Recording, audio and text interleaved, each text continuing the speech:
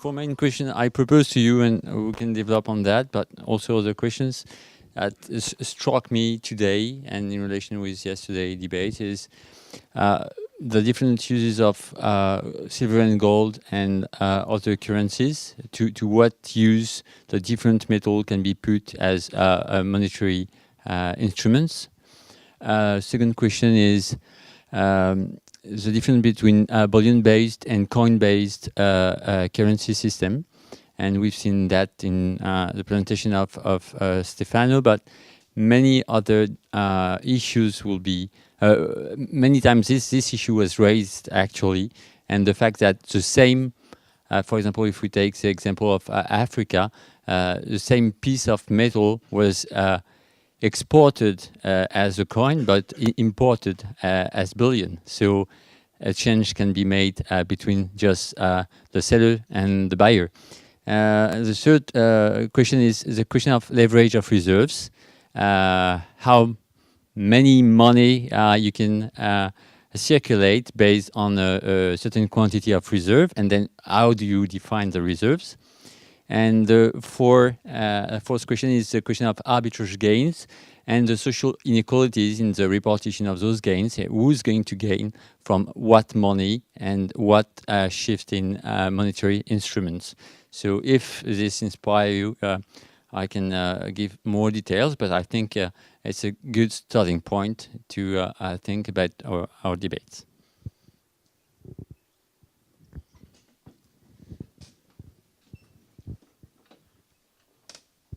Thanks. Let me go briefly into point 3, because then I can come back to Matthias as well. I think this leverage of reserves is very important. At the end of the 19th century already, when you see the establishment of gold exchange standards, I mean colonial gold exchange standards in Asia mainly, so there need not be a direct connection between gold supply.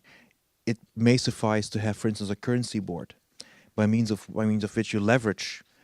You just stretch the possibilities of leverage, and there is well, in Japanese there are some really great thoughts there. Ono Kazuichiro is a Japanese financial historian, economic historian, financial historian from the 1950s, I guess, who suggested actually that by leveraging, using gold exchange standards, was one means, he says, of giving purchasing power to people in the periphery in order to help end the deflation in the gold block. Some thought, but I think it's an important point. But you want to react to that or not? No. Okay. Okay. That's a cool point. Any? No? You're getting very timid here. So let's try to give some more details to have you react.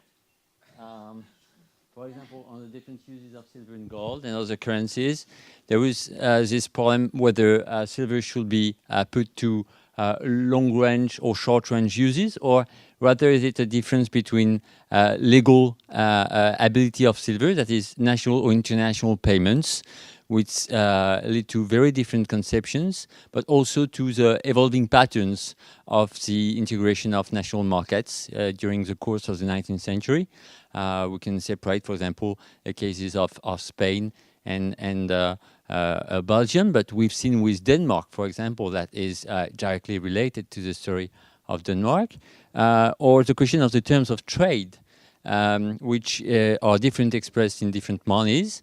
And for example, whether the question is general, as in the case of the US and the bimetallic issue, or in the case of Japan, where the terms of trade are perhaps very specific to some strategic imports and exports.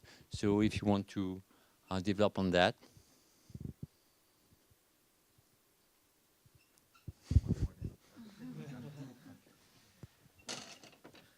There's one question I have, and I don't know the answer, but that's why I'd like to ask it in group, is the issue about, it's also about the gold standard and borrowing costs.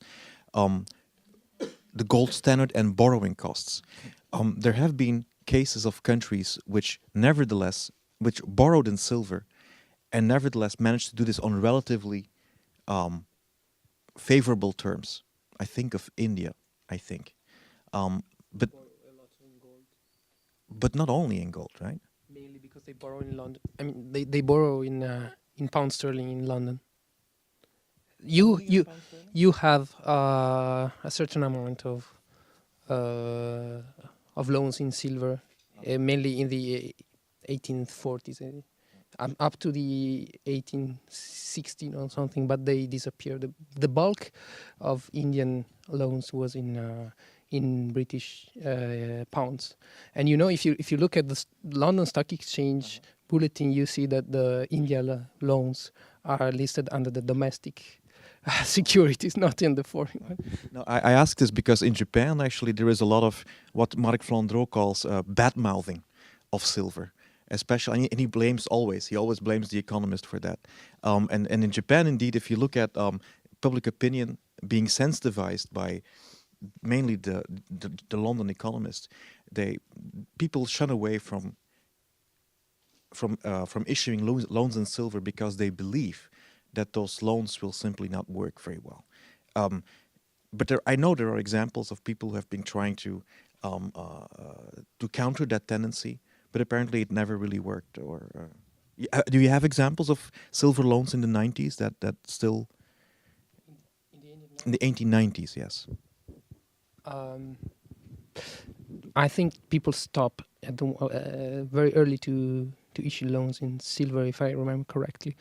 Also because in the 1870s you start to have people arguing that if you have loans, bonds denominated either in silver or in gold, you can start to make some forward arbitrage between the two if you expect the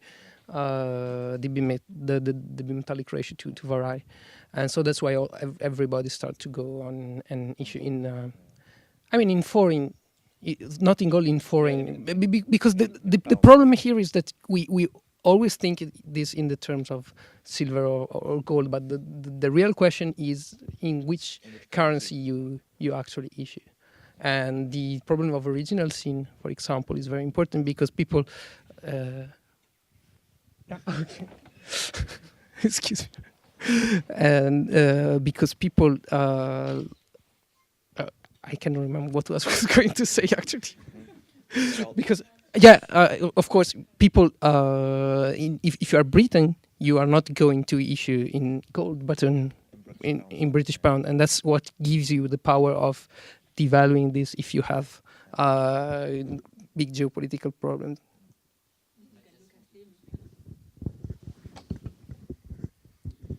Yes, so I think I go along with Stefano. I think these silver loans, they run into problems, certainly in the European case, which I know better. I mean, the Austrians, for example, they did issue silver loans in the 1840s, 50s, 60s, simply because silver was doing fine and well. But once the gold standard arises, they have the problem that lots of these bonds are returned from abroad to Austria-Hungary because, you see, it's easier for local residents to have silver rather than for foreigners.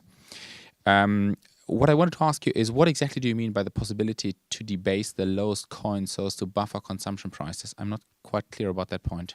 How that should work?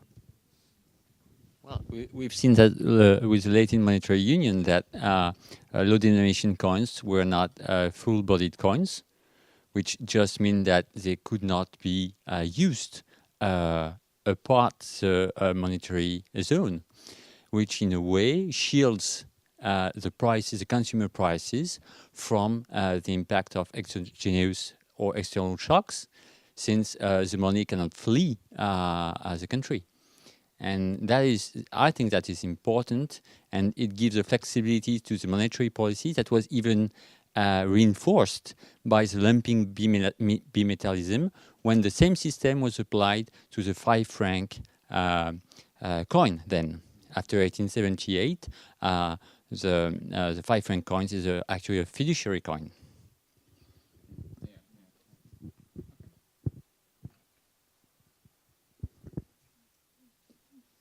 No? So I would like to show this yeah, 2 points relating to different use of the silver.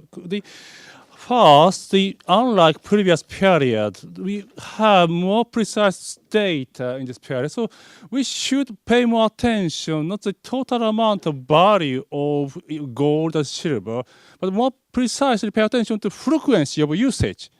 The $1 of gold coin and 100 the copper pence, it's value the same. But we pay attention to usage, frequency of usage, quite different. That is why along this context, we can understand why some socialist movement or the populist movement try to refuse high convertible currency or try to supply the cheaper currencies they already advocate. And this aspect related to the second point, the Stefano clearly shows actually the minting point does not work. I also can add transporting point also does not work at all if we pay attention to reality in China, etc. So actually, it's always the currency move the expected the range of ratios. Why? Because local demand exists. So if we may talk about the entire sketch of the monetary demand, we should not only just to pay attention of the synchronized this aspect, the global, but also we should pay attention still local demand to keep the peculiarity in this period. So that's all.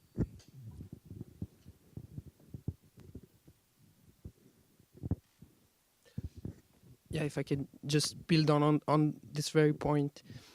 I think this is a very important dimension, and I really think that if we want to be a little bit innovative with respect to what has already been said on these questions, and both by primary sources and by secondary ones, is that we should start to look at this kind of strange transaction we have seen in terms of imbalances and how you clear imbalances, because this is very clear in the intercontinental trade, for example. Why? I mean, it's not so different.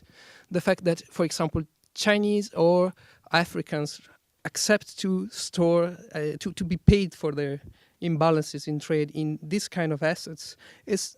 If you think of it, it's not so different in the end of what they do today. The fact they accumulate reserves that are produced in Western market. I mean, so I really find this is an important dimension, which has to do with technological factors, like, for example, the fact that in the West they were able to strike higher quality coins than it was the case in the East for a long term.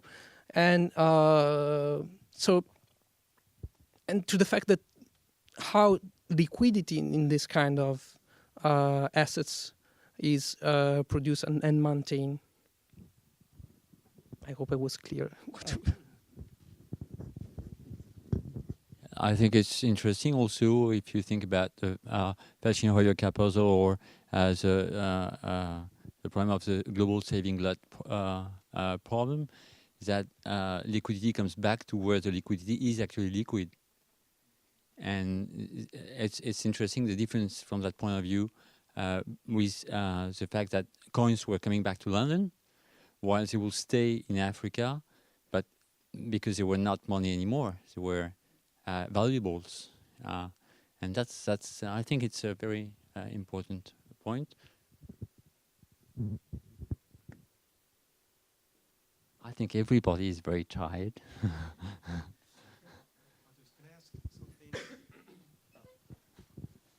I'm trying to provoke people to speak. You know? Okay, so no, but can I ask something not very much related to all your points? It is related, but not as specifically. Well, so okay.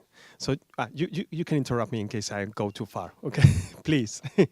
Well, the thing is that I wanted to ask you, because this is not really a question that I know a priori, not at all. I just wanted to ask you frankly. We have been talking about bimetallism and monotelism, And in either case, we are talking about the state putting a price on the rate of exchange between the metals or between the currency, the national currency, and the monometal. Okay, would have made any difference if we would have run a freely floating system? I don't know, to be honest. I don't know the past experience. I don't. But I'm talking about truly freely gold standard, for example. So there is no much such a difference between the state value for the money and the actual free market value for the money, but just the adjustment would have been made in the market. I don't know. I don't know if this. Yes, for example, if we take the gold case from the 70s in many countries, the state declared the value of the currency in terms of the gold. So the convertibility ratio was declared officially by the bank, by the central bank, and thus by the state. Would have been very much different if there is no such a legal pegging, legal or fixed exchange rate, and the state had decided to move to a freely floating system. Well, you can maintain convertibility in paper notes convertibility, but not at a single rate, but at this rate decided by the market, by the merchants. I don't know if I am clear.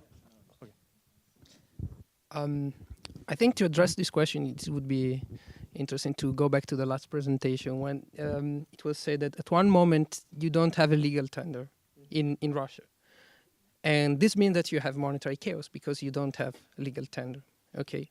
Because basically you have to transact any transaction has to renegotiate the value of the means of payment. And this is not really practical. That's why they avoided to do this. I mean, we also have many experiments during history of floating rates, but the problem is that they really always tended to collapse. And because, it is very hard to build confidence in a means of payment that doesn't have an intrinsic value by itself, like paper money, and unless you don't have a very stable institution, a very credible one, and everybody is keen to accept this.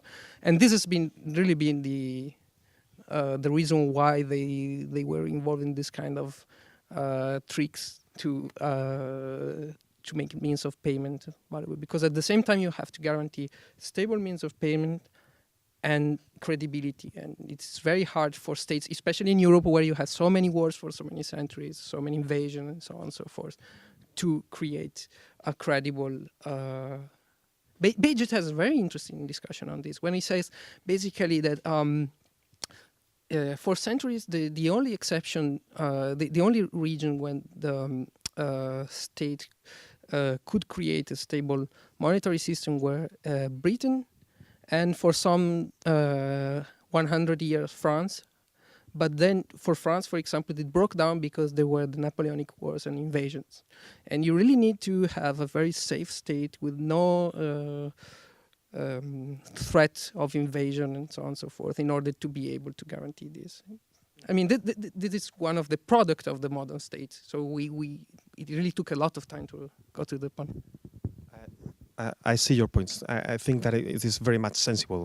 Those are strong arguments in favor of a very strong place of function of the state in, stabilizing the modern economy in terms of a monetary system. But that I have in mind that sometimes money has been taken as an implicit tax for the taxpayers, even though it has not been approved in the parliament. And we have seen this for today, that in many times the state has placed an extraordinary burden on people's pockets.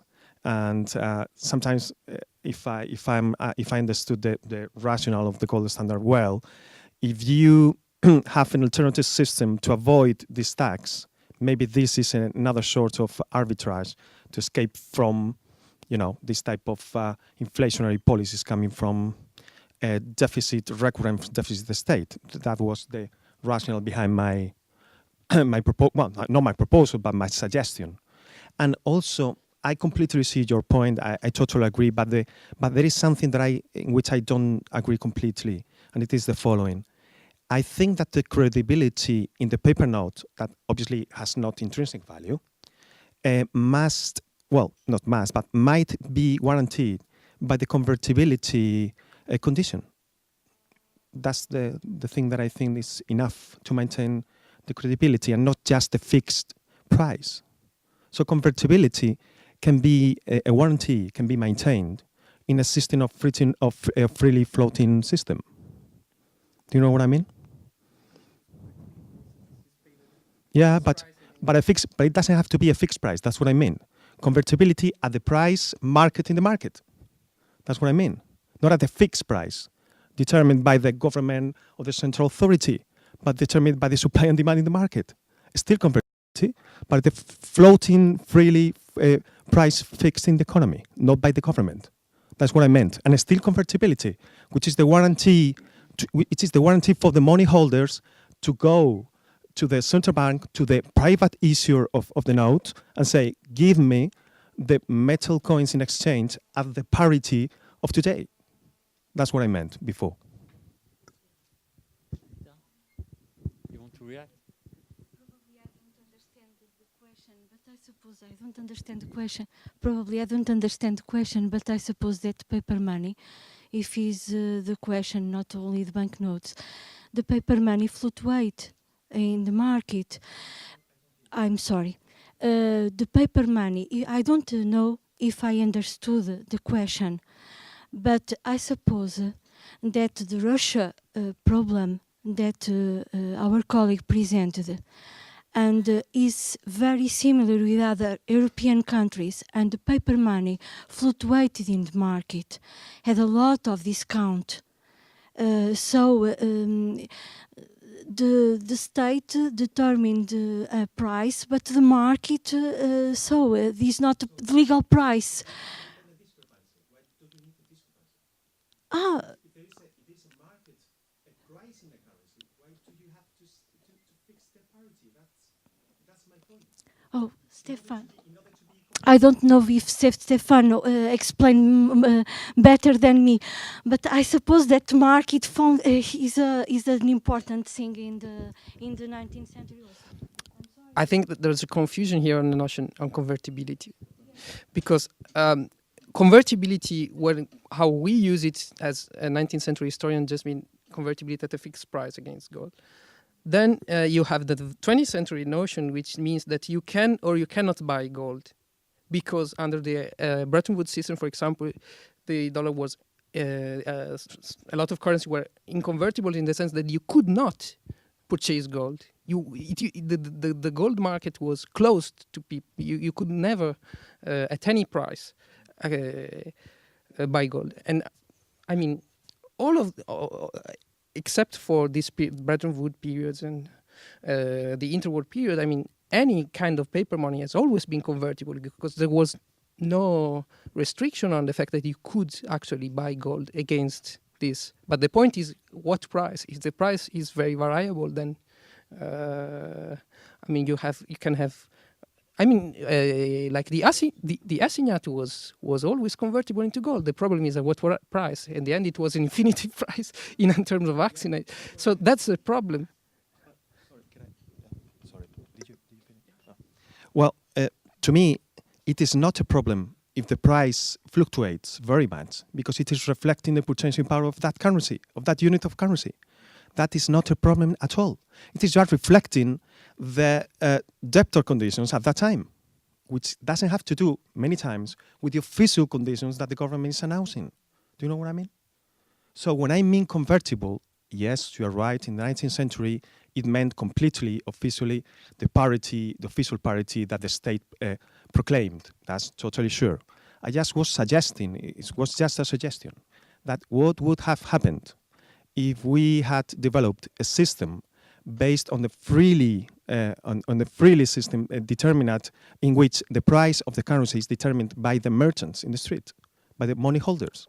And yes, in this system, it will be more flexible, more variable, more volatile, yes, but it would prevent certain policies, inflationary policies, from certain states. That's my guess. I may be totally wrong. Just shortly, this was technically possible at the beginning of the 19th century. And I mean, to answer the question, it is interesting to look at the British case, because after the Napoleonic Wars, they really have this debate. And they say, okay, I mean, the paper system with no fixed price of gold has worked. And a lot of people argue, okay, we should go on this way. But then you have a lot of other people that say, oh, no, it has just worked just because the government has always been engaged in returning to the previous parity, and that's what's actually happened in the end. And they do this huge deflation just to return, because they assume that the only reason why the paper currency circulation had not collapsed during the Napoleonic War in England is that the government has been very clear on the fact that they would return to the previous parity, not to make investors sustain losses. Major effect of a war, maybe, I don't know, doesn't it? Because of the monetary expansion during the war, that was huge. So you need something to regain the credibility of the market. That's totally right. But then, afterwards, you may go, sorry for that, sorry. It's more a comment about what is already said. I don't think that we can make now a model and in that model to readapt the historical reality. It's for the economic historians, it's not, I think, very possible in the methodological way. In other words, I want to say that during the 19th century, we have the first stage of globalization, no? At the second half of the 19th century. So for this procedure, it is needed a stable currency. I mean, the gold standards, it was a presupposition for the globalized mechanism, because it made possible the stability of the prices. So if, I mean, it was not possible to leave the market to readapt itself to the price, to the price of the money. It had to be to determinate a legal and to institutionaliser la stabilisation, the stabilization of money. So it was not this is an hypothesis that we cannot do it, I think, now for the 19th century. Thank you. Claudia? Thank you. I don't know if this is right or not, but I assume the efficiency of financial markets plays a role as well, because yes, we were talking about this only in the 1930s. Can we say we had sort of efficient currency markets and financial markets? So a higher efficiency in financial markets and currency markets contributes to the possibility of having a flexible exchange rate. Is that right or not? Yeah, well, well, in the past, markets were not efficient. Yeah. Not efficient? No, financial markets, yes, and money markets. Well, there were, for instance, there was no futures market. Oh, yeah. Well, exchange rate was not determined in the way it is determined now. So that clearance mechanisms that we have nowadays did not exist in the past. And maybe that's why that excludes in a way the possibility of a flexible exchange rate. But I don't know if I'm. This is right. Can I ask? Okay, just one. Okay. Just this very point, because this is what we had discussed before. No, I mean, that's true that you don't have all the kind of instruments you have today in the past, but I'm not sure this means that the markets are inefficient, because they are fairly efficient if you take into account transaction costs. They are really very efficient at the time, and I interpret this differently. I mean, the fact that you don't have, for example, forward exchange market up to World War I is more tied to the fact that you have very credible currency agreement. I mean, this is the other way around. As I see it the other way around with respect to your point of view. I mean, just because you have very credible exchange rate arrangement, you don't need this kind of instrument to hedge, because the monetary agreement, they are not going to crumble down. Yes, but also the diffusion of information is not there, and that is Stable enough. yeah, exactly. But the information is important. The diffusion of information in order for to gain efficiency in the financial markets and markets. Just very briefly, maybe to put this in a broader perspective, this is obviously a question that hints to a very early debate, erupting, let's say, in the early 1920s. Ragnar Nurkse, later Friedman. But Nurkse is, wait a second. Nurkse is against the volatility. Friedman says, volatility brings stability. And then you have those exercises in the 1970s, I think, right? Dornbuscher, is it about overshooting, and so I think it is actually also possibly historically contingent. Sometimes they bring stability, sometimes they don't. With the eurozone nowadays, I think many people will probably be virulent in their action against begging currencies, and especially if I would be Greek, I would understand that. But it depends all on the historical context, I suppose. With respect to efficient financial markets, I think that sometimes sounds like a contradiction in terminus or something like that. I believe inefficiency is part of the ability to. Well, I mean, also in purely objective terms, instability and imperfection of information is one of the preconditions of going into finance in the first place. It's about arbitrage and to make a profit. If there would be certainty, there would be no profits. No. Thank you very much. We're going to conclude. I would just say that the keyword was pronounced, and to my opinion, this keyword is contingency. That we've seen a lot how contingency impacts money and markets, and that the most important aspect of contingency is that it's not an economic notion. That we've seen how political debates, civil war, international war, and supply side shocks have major effects on monetary systems, and that I think is in itself a justification of economic history, as opposed to a pure theory of economies that will forget that everything is contingent.